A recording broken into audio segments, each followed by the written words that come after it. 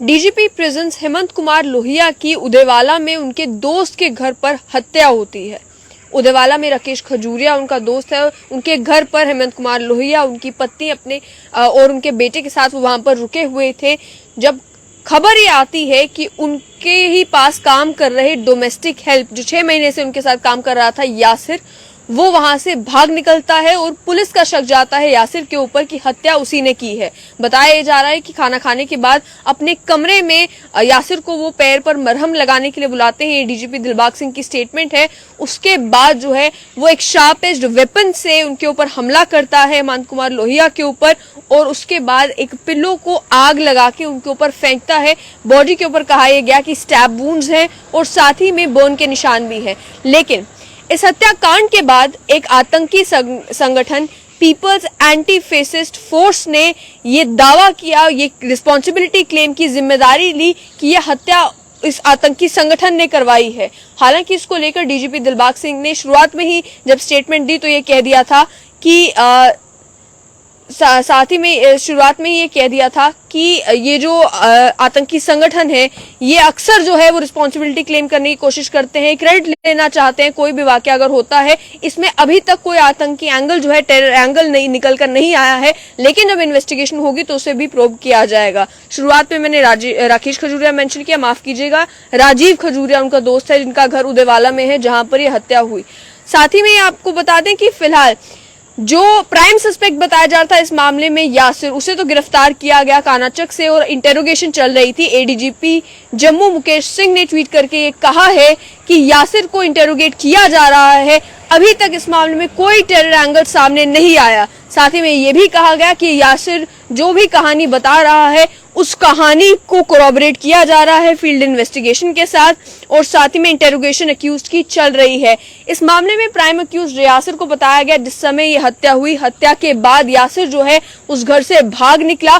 CCTV cameras में यासिर की तस्वीरें कैप्चर हुई जिसमें वो गलियों से भागता हुआ नजर आ रहा था और जो घर का बैक गेट है उस बैक गेट से भागता हुआ नजर आ रहा था। उस बैक गेट की भी तस्वीरें हमने स्ट्रेट लाइन के माध्यम से आप तक पहुंचाई। जिस बैक गेट की सीढ़ियों पर शीशे, खून से सदे हुए शीशे जो हैं वो नीचे पड़े हुए थे। साथ ही में जो जला हुआ पिलो है वो भी सीढ़ियों पर पड़ा हुआ था और बताया यही जा रहा था कि उसी रास्ते से यासिर जो है वो भागकर निकला। यासिर को लेकर कहा जा रहा है कि वो रामबन का रहने वाला था। साथ ही में यासिर की डायरी के कुछ पन्ने मिले जिन पन्नों की वजह से ये कंक्लूजन ड्रॉ किया जा रहा था कि यासिर की मानसिक स्थिति ठीक नहीं थी। पुलिस का भी यही स्टेटमेंट था कि यासिर फ्रस्ट्रेटेड था, डिप्रेस था, उसकी मानसिक स्थिति ठीक नहीं थी और यासिर को ही इस मामले में प्राइम अक्यूज्ड बताया जा रहा था। उदेवाला से यासिर भाग तो निकला लेकिन उसके बाद उसके फोन की टावर की लोकेशन जो है वो उदेवाला की ही आ रही थी। तो बाद में ये मालूम चला कि उदेवाला में ही उसने अपना फोन फेंक दिया था और वहां से यासिर भाग निकला था।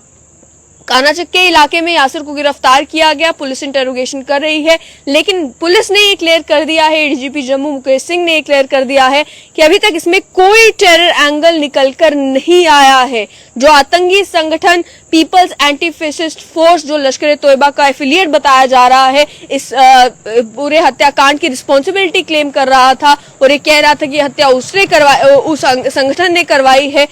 साफ कर दिया है एडीजीपी जम्मू ने कि अभी तक यासिर के जो बयान आए हैं, जो इंटेरोगेशन चल रही है, जो इन फील्ड इन्वेस्टिगेशन चल रही है, उसकी बुनियाद पर फिलहाल ये कहा जा सकता है कि इसमें टेरर एंगल नहीं है। हालांकि कुछ सवाल जो है वो खड़े हुए थे जिस समय ये हत्या हुई कि एक डोमेस्टिक हेल्प, जिस डोमेस्टिक हेल्प को लेकर अक्सर भी आप जब पुलिसकर्मियों से बात करें तो पुलिसकर्मी बार बार एम्फसाइज करके आम जनता को भी ये कहते हैं कि आप तब तक अपने घर पर कोई डोमेस्टिक हेल्प ना रखिए जब तक उसकी पुलिस वेरिफिकेशन ना हो जाए, जब तक आपको मालूम ना हो कि वो व्यक्ति कौन है, उसका बैकग्राउंड चेक ना हो जाए, क्योंकि ताकि इस तरीके का कोई मामला जो है ना मिले।